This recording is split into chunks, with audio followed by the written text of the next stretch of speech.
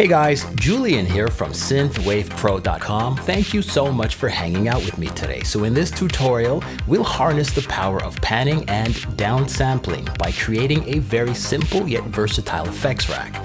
Before we get started, please give the video a like and subscribe to the channel so you can reference this tutorial a little later because we are going to be covering quite a bit. Also, if you wish to support the channel, then please check out some of the links in the description. Now, without further ado, let's get started. All right, thanks for joining me. So in this tutorial, let's go ahead and create an effects rack and come up with some creative automation parameters for this bell sound here. Let me play this in context and we can deep dive.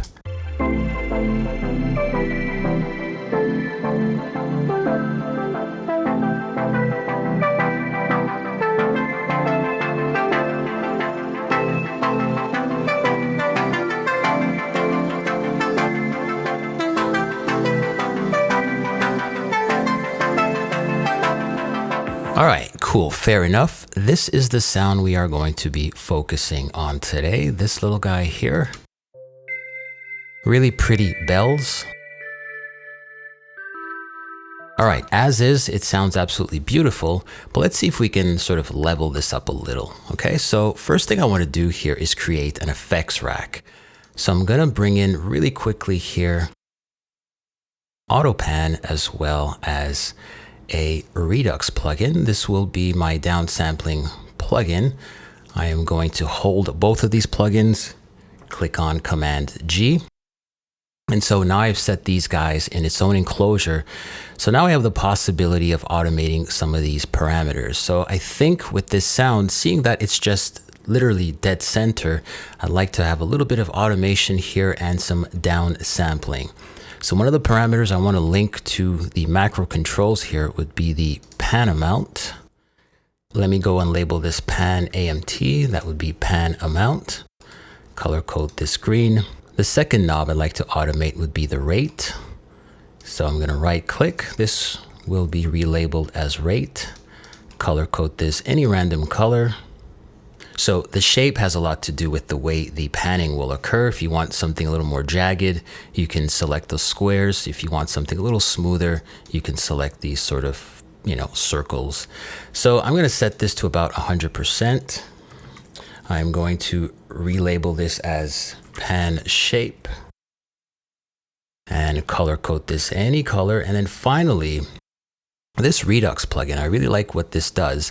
I am going to be doing a little bit of downsampling. So I'm going to select this knob, right click, and relabel this as downsampling. There we go. And I will color code this. So really quickly here, before doing any recording, let's experiment and see if we can come up with some automation ideas.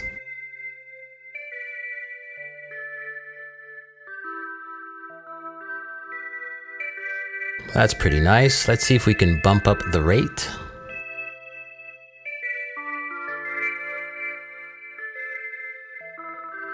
That's really nice. So this is the sound I am going for. That sort of hard panning, that sort of oscillation that you're hearing. This is the sound I want for this instrument. And so you start to hear this at around 9 to 10K. And of course the downsampling here. All right, so that's not entirely pretty. So let's see if we can do something to smoothen out the downsampling. Now we want a little bit of this, but not too much. So first things first, what I want to do is set this from hard to soft and see exactly what I can get away with. I have to reattach this and I want to see what I can get away with.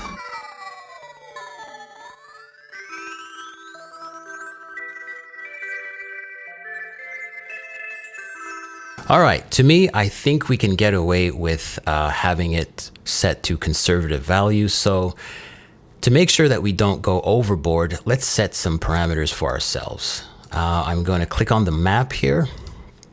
And as for the downsampling, that would be the downsampling soft. These are actually two different values, the downsampling hard and the downsampling soft. We're focused on the sampling soft here. I think the maximum value I want my knob to scroll to would be something around 2 to maybe 3. I'm going to set mine to about 2.34 right over here. You can see that. And so when I increase my down sampling knob here,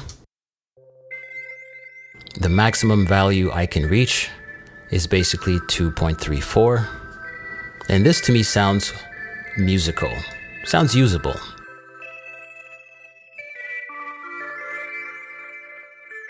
Awesome. So let's go ahead and input some parameters here. What I'm going to do is toggle my mouse cursor to a drawing tool here, or you can simply click on this guy, and then we can pencil in some automation breakpoints. I am going to increase the resolution of our grid by clicking Command 1. You can see that I have more grid markers here. If I keep going, I get some really fine resolutions. I think something like this is more than enough.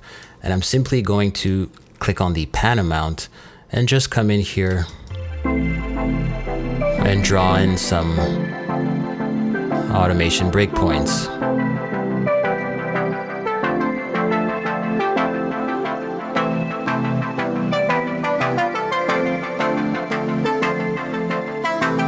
Let's play this in isolation.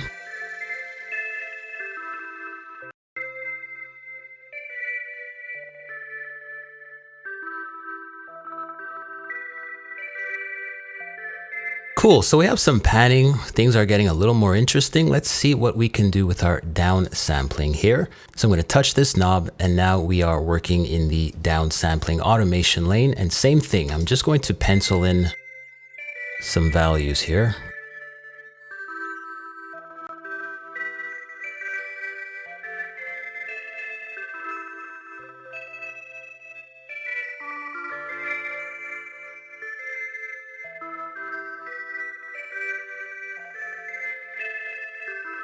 So what we're doing here is that we are introducing a little bit of high frequency content here. I think it sounds musical, and it's definitely providing some ear candy. Now, one of the things we want to do is to make sure that we have an EQ. So I'm going to slide in an EQ right after the downsampling plugin. I'm going to take a look at what we have going on here in the frequency analyzer. We have some sub information we really don't need. I also think we can soften up the top, this stuff right here. We don't need as much as we have, so I'm just going to roll off some of the top. Now let's play this in context.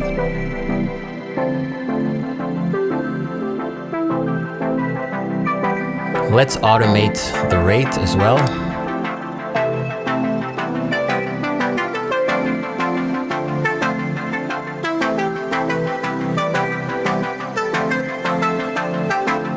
All right, so let's do some A-Bing. Let me shut this guy down and see what we had before. Very mono, very little stereo information, and on.